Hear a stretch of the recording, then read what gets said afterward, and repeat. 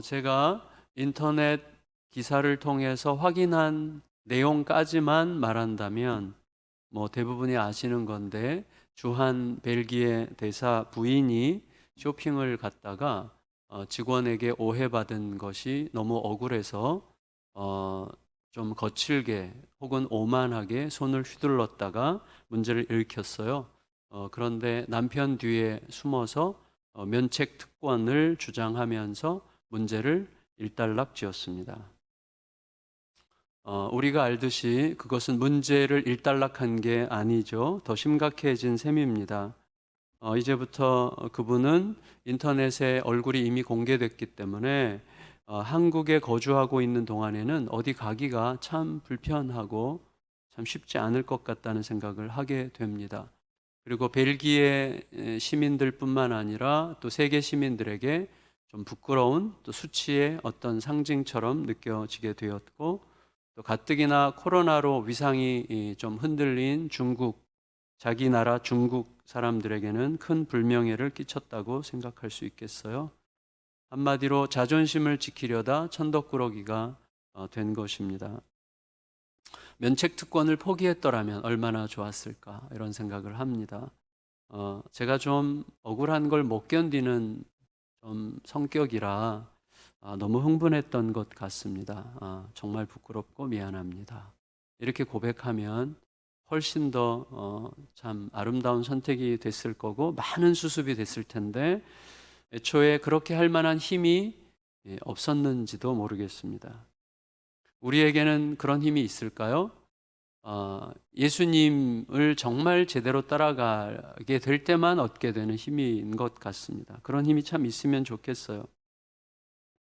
최근에 저는 그 권력은 뇌의 구조를 바꾼다는 책을 읽고 있는데, 강준만 교수님이라고 보수건, 진보건 전부 다 옳음의 기준으로 비평적으로 잘 이렇게 분석하고 판단하시는 교수님이세요. 그래서 그 책을 보면서 참 맞다.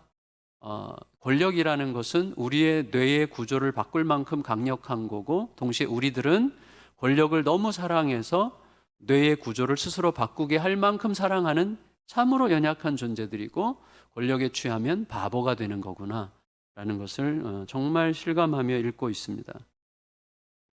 여러분, 오늘 말씀에 따르면 이제 권력자들끼리 만나잖아요. 유대 최고 권력자들과 그다음에 예루살렘을 지배하는 빌라도, 이 두 권력자들 간의 이야기예요. 근데 그 두 권력자들 간에 계속해서 면책 특권을 만드는 중이에요. 그리고 누구보다 강한 면책 특권을 가지신 예수님은 기꺼이 포기하심으로 세상을 살리세요. 그 안으로 우리가 함께 들어가려고 합니다. 우리가 이미 알지만 유대 권력자들은 식민지 사형 집행권을 허락하지 않은 로마 정부법에 충실하기 위해서 사형에 해당된다고 판단되는 사형 그 범죄자를 우리가 총독에게 넘기기 위해서 왔다, 이런 식으로 위선을 떨죠. 빌라도는 자기가 결정권자니까 뭐라도 좀 말을 하라면서 예수님을 자극합니다. 그러면서도 속으로는 계속 계산하죠. 어떻게 하면 내가 면책할 수 있을까를 계산하면서 예수님을 상대합니다. 하지만 말씀드린 것처럼, 우리가 또 아는 것처럼, 이 땅을 뛰어넘어 만물을 다스리시는 진정한 왕으로서 누구보다 강한 면책 특권을 가지신 예수님은 포기하시죠.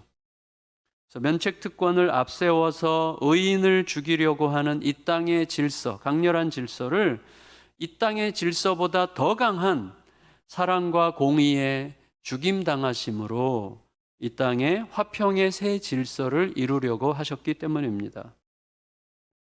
자, 이제 예수님 죽이기라고 하는 공통의 과업으로 뭉친 이 패거리가 예수님을 총독 관저로 데리고 가는데, 그때는 새벽이었습니다.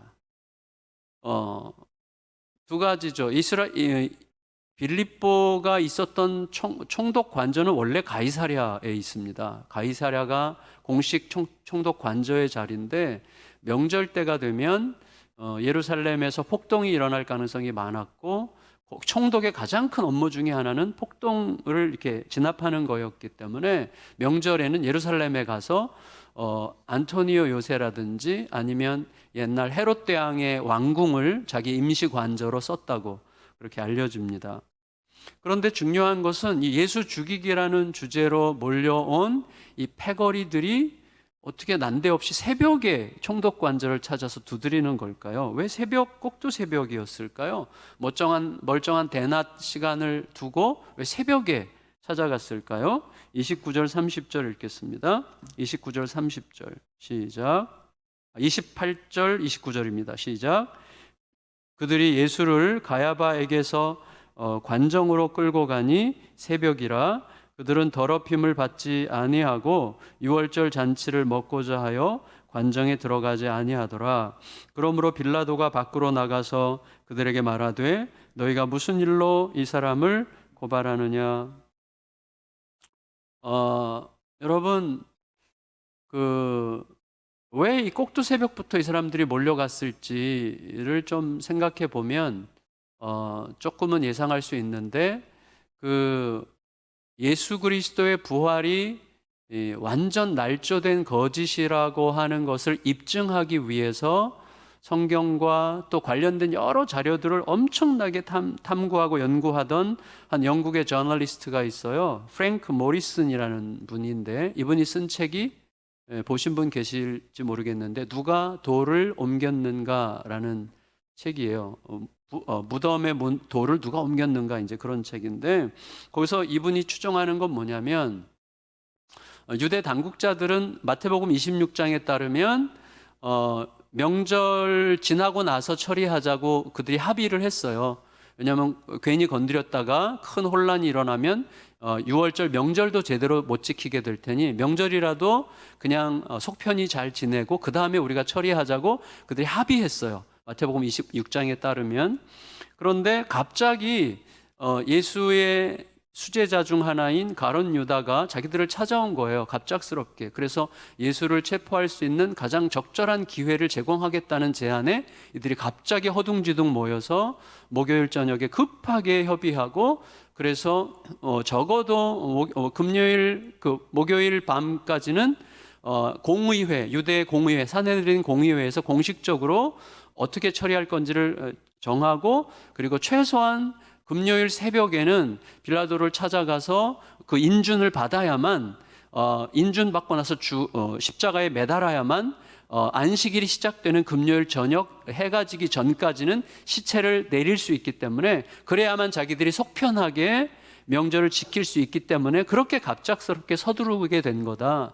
그게 그들이 빌라도의 관정을 새벽에 찾아간 이유일 거다라고 그분은 그 책에서 그렇게 추정을 했는데 상당히 설득력이 있는 추정이라고 생각이 됩니다. 그러니까 이 유대인 그 관리들, 이 권력자들의 주요 관심은 두 개예요. 하나는 예수를 제거하는 거고 하나는 예수를 제거하되 자기들은 부정타지 않고 명절을 지키는 거예요. 이 두 가지가 그들의 주요한 목적입니다. 그래서 어떻게 하냐면 아까 우리가 읽었지만 빌라도를 찾아가서 빌라도 관정에 들어가지 않아요. 밖에서 기다려요. 왜냐하면 그들의 규정에 따르면 이방인의 집에 들어가도 부정해지지 않는 방법은 지붕이 없는 공간이에요. 지붕이 없는 사방이 뚫린 공간에서는 이방인과 가까이 해도 되지만 이방인이 사는 집에 지붕이 있고 밀폐된 곳으로 들어가면 부정해진다고 그들이 생각했기 때문에 그 규정을 지켜서 부정해지지 않은 채 유월절 명절을 지키려는 생각으로 관정에는 들어가지 않고 예수만 죽이라고 이렇게 들여보낸 것이죠.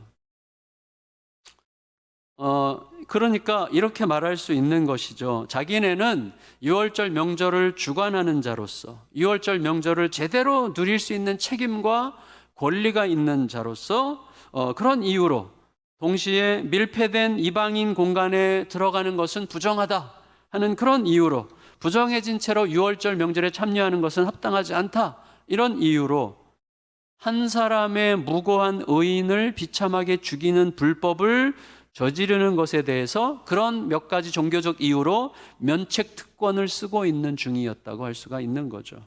그런 어떤 근거. 우리는 부정타면 안 되니까.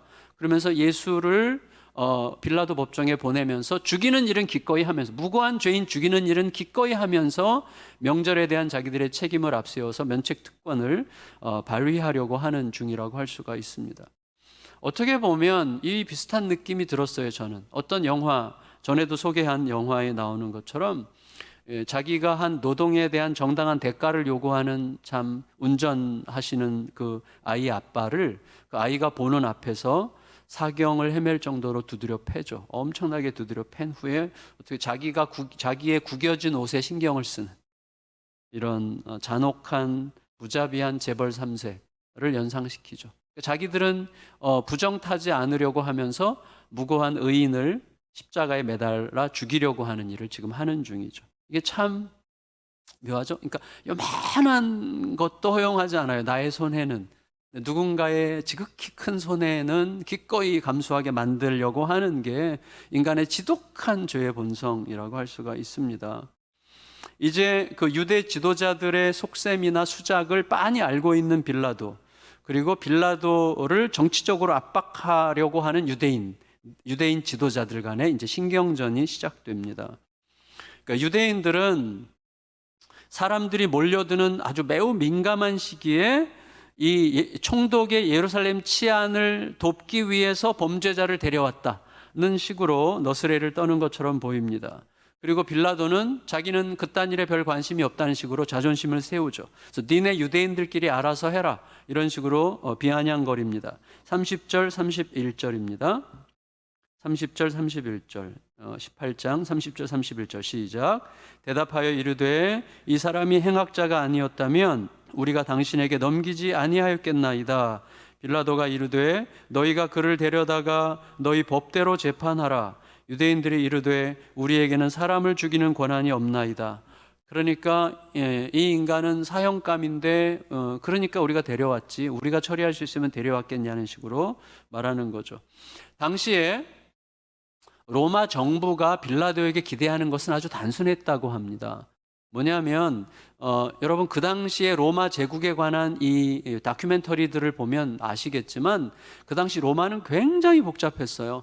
인구가 초집중하는, 인구가 지나치게 과밀하고 좁은 골목 사이에 2층 3층짜리 나무로 된 집들을 짓고 막 불이 한번 나면 막 걷잡을 수 없는, 지저분하기가 이를 데 없는, 그리고 인구 과밀과 초고도의 실업률로 늘 신음하던 곳이 로마예요. 언제든지 폭동이 일어날 수 있는 곳이 로마였단 말이에요.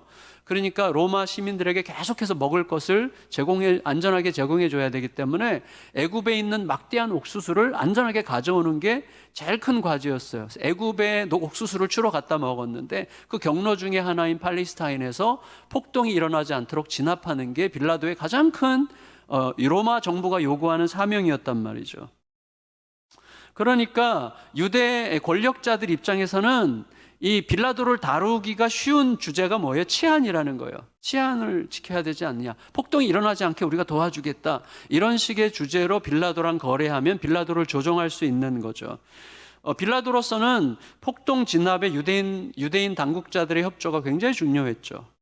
그리고 오히려 유대인 당국자들이 폭동을 조장한다면 감당하기 어려운 상황이고, 그것은 자기의 고가 점수에 결정적인 해가 되기 때문에 빌라도로서는 허용할 수 없는 거죠. 그러니까 빌라도는 지금 유대인 당국자들을 무척 싫어하거든요. 이 사람은 유대인 당국자들을 싫어하고 혐오하면서도 그들의 눈치를 볼 수밖에 없는 이런 애매한 상황 속에서 지금 긴장적 어떤 그 거래가 이루어지려고 하는 거죠. 그러니까 이제 모든 상황은 유대 권력자들과 빌라도 사이에서 벌어지는 정치적 실갱이의 향방에 달려 있습니다. 하지만 우리가 알잖아요. 이런 결론을 빨리 내리지 않기를 저는 늘 바라지만, 하지만 성경이 우리를 궁극적으로 끌고 가는 곳은 어디냐면 하나님의 스토리예요. 하나님의 스토리. 그러니까 지금 내 삶, 그리고 나를 중심으로 내 주위에서 돌아가는 모든 일들, 그리고 나와 관련돼서 일어나는 또 이 땅의 모든 일들이 결국은 하나님의 큰 이야기 속에서 비춰지기를 기대하시면서 우리에게 말씀을 주시는 거란 말이죠. 왜냐하면 그래야만 비로소 오늘 내가 그 문제를 어떤 방식으로 대해야 하는지가 좀 더 선명해지거든요. 그러니까 하나님의 큰 이야기 속에서 내가 지금 가는 이 목적은 어디냐 하는 것을 선명하게 다시 한번 정돈할 때 비로소 내가 어떤 선택을 할 수 있는지가 분명해집니다. 그래서 하나님은 계속해서 그런 것을 중간중간에 말씀해 주시죠. 32절 읽겠습니다. 32절 시작. 이는 예수께서 자기가 어떠한 죽음으로 죽을 것을 가리켜 하신 말씀을 응하게 하려 함이로라. 그러니까 지금 유대인 당국자들과 빌라도 사이에 막 정치적 거래가 왔다 갔다 하는 중이지만 요한은 딱 끼워넣는 거죠. 결국은 하나님의 말씀의 이야기다. 이것은 하나님이 주도하시는 하나님의 큰 이야기다라는 것을 이야기해 주고 우리에게 상기시키는 거죠. 여러분, 그러면 이런 말씀은 빌라도도 하나님이 이용하시고 유대 당국자들도 이용하시고 가룟 유다도 이용하셔서 하나님이 자기의 뜻을 이루려고 하시는 건가? 이렇게 생각하기 쉬운데 저는 그렇게 생각하지 않는 게 좋다고 생각합니다. 그러니까 하나님은 자기의 뜻을 성취하시기 위해서 사람들의 이기심과 탐욕을 적극적으로 사용하신다? 결과적으로는 그럴지도 모르겠지만 그렇게 말하는 것은 조금 하나님께 죄송한 느낌이 듭니다. 왜냐하면 오히려 하나님께서 은혜를 거두시고 그냥 내버려 두시면 사람들의 이기심과 탐욕이 선택하는 길은 정확하게 그 길이에요. 메시아를 죽이는 길뿐입니다. 여러분, 우리가 이기심과 탐욕을 선택하면 내 안에 계신 메시아를 늘 죽여요. 옛날에 이혜인 수녀만 날마다 내가 죽지를 못해 내 안에 죽어 계신 당신이여 하면서 예수님에 대해서 노래를 했던 것처럼 우리가 안 죽으면 내 이기심과 탐욕이 늘 살아나면 내 안에 메시아가 죽는 거예요. 그런 방식이죠. 그러니까 하나님이 은혜를 거두시고 우리가 내 마음대로 방치되면 우리가 가는 길은 분명해요. 메시아 죽이기예요. 결국 그 길로 가는 것입니다. 따라서 지금 벌어지는 상황은 죄가 스스로 자기 길을 찾아가는 여정일 뿐이에요. 죄가 스스로 자기 길을 찾아가는 거예요. 죄가 가는 길은 항상 똑같습니다. 똑같아요. 빤해져. 아주 빤한 길인데 그 빤한 길을 항상 가는 거예요. 자기 방식으로 승리해요. 그런데 바로 그 방식으로 승리를 패배로 바꿔요. 그게 죄의 길이에요. 죄는 이런 속성에서 영원토록 벗어나지 못합니다. 뻔해요. 그러니까 알아요, 우리가. 승리의 주체이신 하나님을 배제시킨 채 길을 가려고 하기 때문에 패배의 길을 가는 거예요. 그게 죄잖아요, 죄. 하나님을 배제시킨 채 자기 길을 가려는 게 죄인데 하나님이 승리의 주체자시거든요.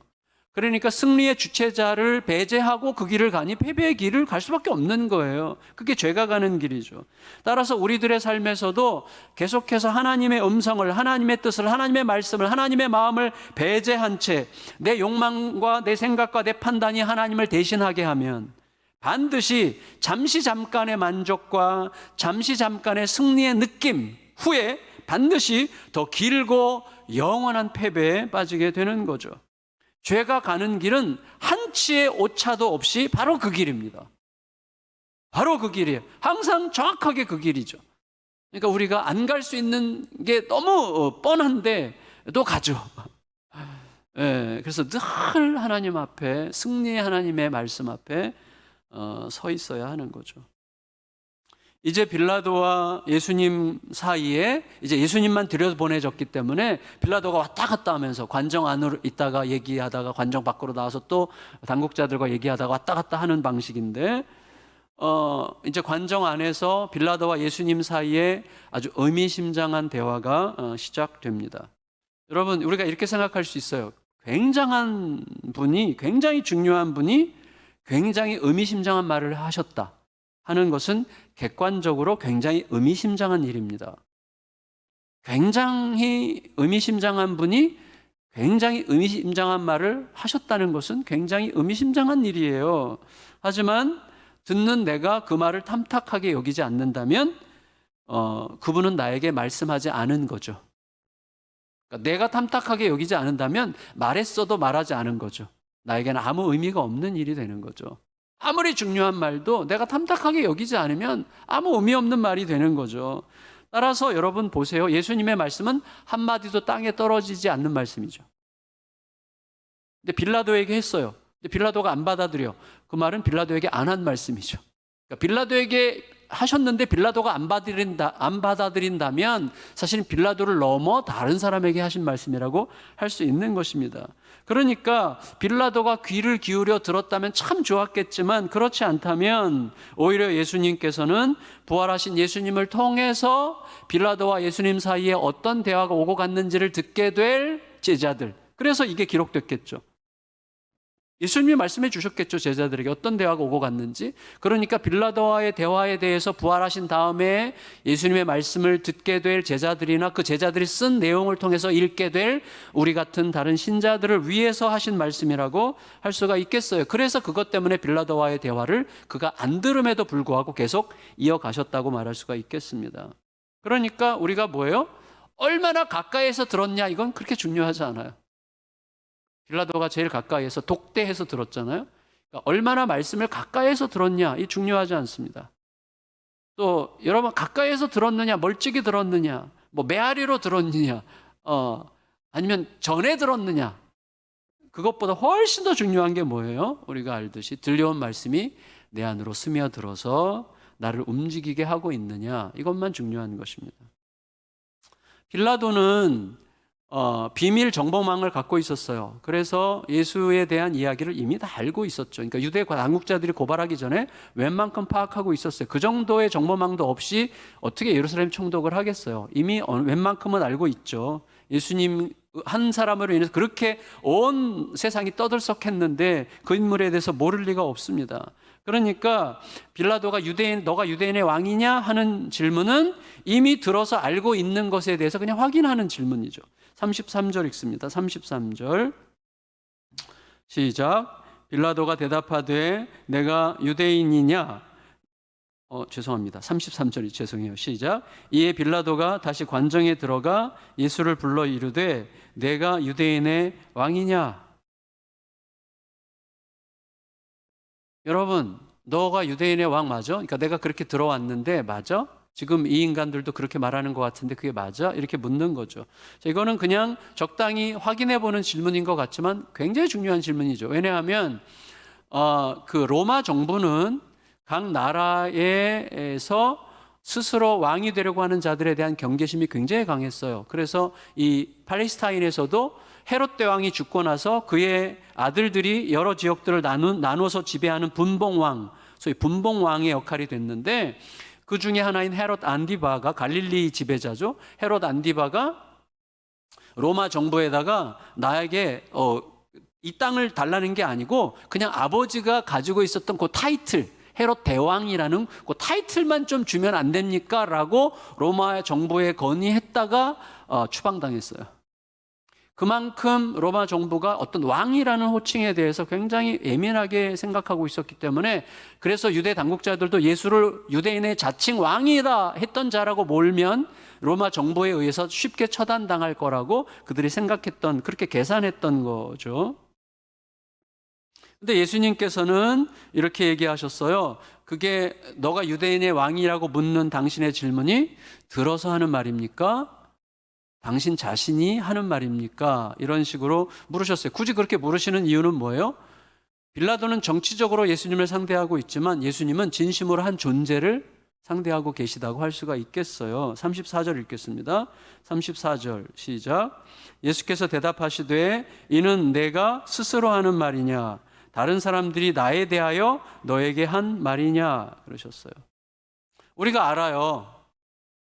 여러분, 예수님에 대해서 내가 들은 정보를 통해서 아는 것과 내 몸과 마음의 고백으로 아는 게 완전히 다른 이야기라는 것을 우리는 너무나 잘 알고 있습니다. 그리고 들어서 아는 것과 내 고백으로 알고 있는 것의 차이가 얼마나 큰가 하는 것도 잘 알고 있다고 생각하고 있습니다. 그런데 실제로 우리의 삶을 보면 그 차이가 모든 것을 바꾼다는 것에 대해서는 심각하게 생각하지 않습니다. 그 차이가 모든 것을 바꾸는 거예요.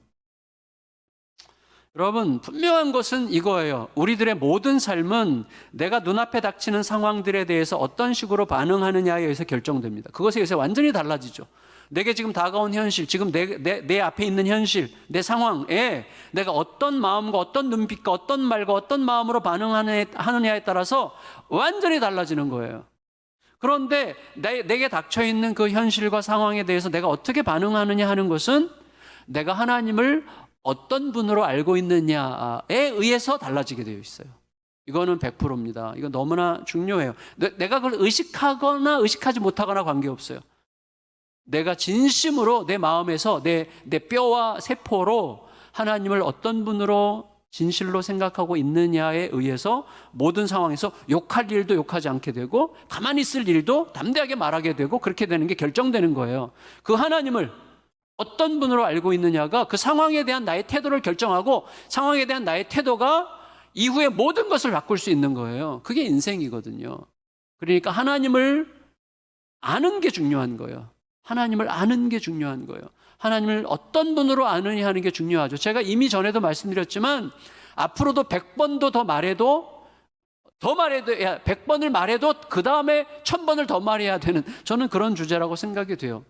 여러분 아시지만 다시 한번 확인해 보세요. 예수님께서 제자들과 함께 배 타고 바다를 건너실 때 풍랑이 왔어요. 어부 출신인 제자들이 볼 때도 사람을 죽이는 풍랑이었기 때문에 너무나 두렵고 힘들었어요. 근데 예수님은 주무시고 계세요. 그래서 화가 났어요. 분해가지고 예수님을 막 깨우죠. 예수님이 일어나셔서 풍랑을 잠잠케 하셨죠. 그때 제자들이 뭐라고 그랬어요? 와, 이분이 누구시길래 풍랑도 잠잠케 하시지? 이렇게 말했어요. 누가복음 8장 25절 말씀인데 이분이 누구시길래 풍랑을 잠잠케 하실까? 그 말은 뭐죠? 와, 우리는 예수님을 좀 알고 있다고 생각했는데 이런 분인 줄은 몰랐네? 그 말은 무슨 말이죠? 와, 우리가 풍랑이 오기 전에 예수님이 이런 분인 줄을 알고 있었다면 다르게 반응했을 텐데 이런 말이죠. 풍랑이라는 현실 늘 수시로 우리에게 다가오지만 풍랑이라는 현실을 대응하는 나의 태도는 내가 예수님을 어떤 분으로 알고 있느냐에 의해서 달라진다는 말이에요. 그건 완전히 맞는 말입니다. 그러니까 지금 예수님께서 빌라도에게 너가 들어서 하는 말이냐 너의 말이냐라고 하는 것을 확인하신 것은 빌라도에 대한 엄청난 존중이죠. 정치적으로 예수님을 어떻게 처리해 보려고 하는 빌라도 앞에서도 예수님은 그를 철저하게 한 존재로 그를 귀히 보신다고 할 수가 있는 것이죠. 그러니까 여러분 우리들이 예수님에 대해서 하나님에 대해서 아는 것도 내가 들어서 아는 건지 내 뼛속 깊이 내 세포가 반응하면서 알게 되는 건지 이게 중요하고 내가 뼛속 깊이 내 세포와 몸으로 반응하며 알려고 하면 어떻게 하면 되는 거예요? 우리가 흔히 말하잖아요. 그거 너 아무리 내가 말해도 몰라. 해보면 아는 거야. 해보면. 한번 해봐. 해보면 알 거야. 그게 순종이에요.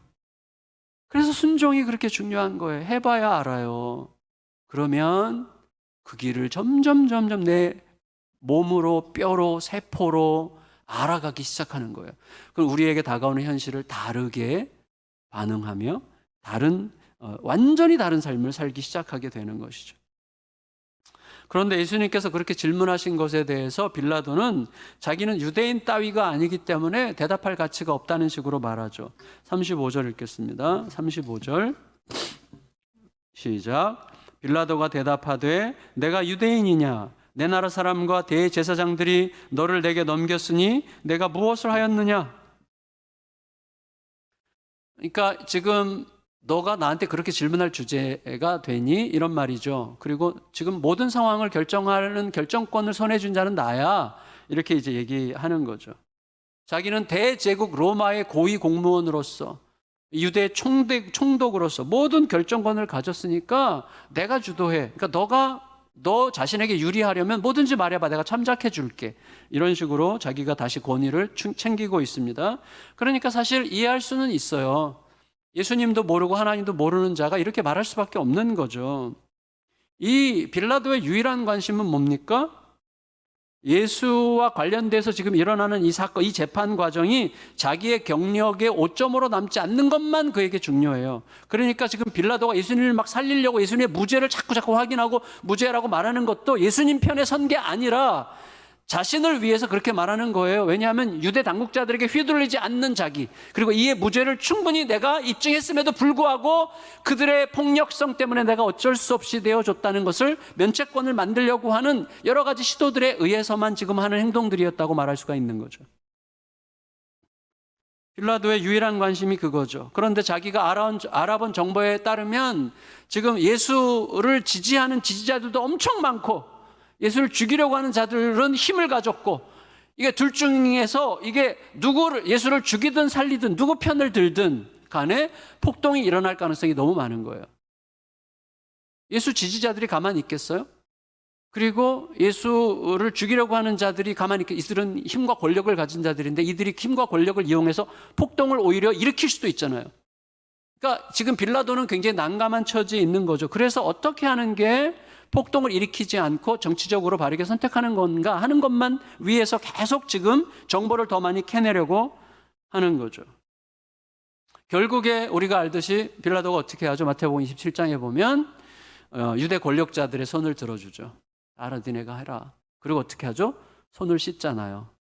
손을 씻어서 나는 죄 없어라고 하면서 면책 특권을 확실하게 확보하죠. 그런 빌라도에게 예수님께서는 완전히 새로운 차원의 말씀을 하십니다. 36절, 37절 읽습니다. 36절, 37절. 시작. 예수께서 대답하시되 내 나라는 이 세상에 속한 것이 아니니라. 만일 내 나라가 이 세상에 속한 것이었더라면 내 종들이 싸워 나로 유대인들에게 넘겨지지 않게 하였으리라. 이제 내 나라는 여기에 속한 것이 아니니라. 빌라도가 이르되 그러면 내가 왕이 아니냐? 예수께서 말씀하시되 내 말과 같이 내가 왕이니라. 내가 이를 위하여 태어났으니 이에 대하여 세상에 왔나니 증언하려 함이로라. 무릇 진리에 속한 자는 내 음성을 듣느니라 하신대. 예수님의 나라는 그것과 완전히 다른 방식, 더 크고 더 위대한 왕이신 자기 자신을 스스로 희생시키는 방식으로 그 사랑을 깨닫는 모든 이들을 새롭게 탄생시키는 나라라고 말씀하시는 셈입니다. 여러분, 우리가 잘 알아요. 빌라도가 질문한 것처럼 예수님은 유대인의 왕이십니다. 유대인의 왕이시죠. 하지만 유대인만의 왕이신 건 아니죠. 로마의 왕이시기도 하고, 로마가 아직은 전혀 모르고 있는 아시아와 오세아니아와 아메리카 땅의 나라이기도 하시죠. 온 우주를 통치하는 크고 영원한 나라의 왕이시죠. 하지만 칼과 창과 공성퇴로 무장한 병사들을 거느리고 가난하고 굶주린 백성들의 피로 배불리는 왕이 아니죠.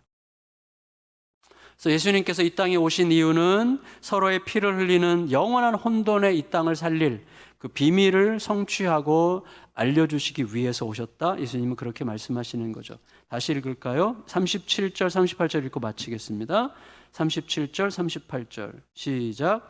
빌라도가 이르되 그러면 내가 왕이 아니냐? 예수께서 대답하시되 내 말과 같이 내가 왕이니라. 내가 이를 위하여 태어났으며 이를 위하여 세상에 왔나니 곧 진리에 대하여 증언하려 함이로라. 무릇 진리에 속한 자는 내 음성을 듣느니라 하신대. 빌라도가 이르되 진리가 무엇이냐 하더라.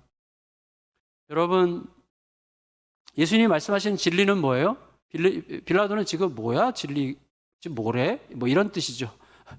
근데 진리가 무엇이야? 이게 진지한 질문이 아니죠. 뭐래 지금? 이런 말이죠. 사실은 예수님께서 말씀하시는 진리, 자, 그 나라, 예수님의 나라를 얘기하셨고 그 나라의 비밀은 뭐예요? 진리죠, 진리. 진리는 뭐예요?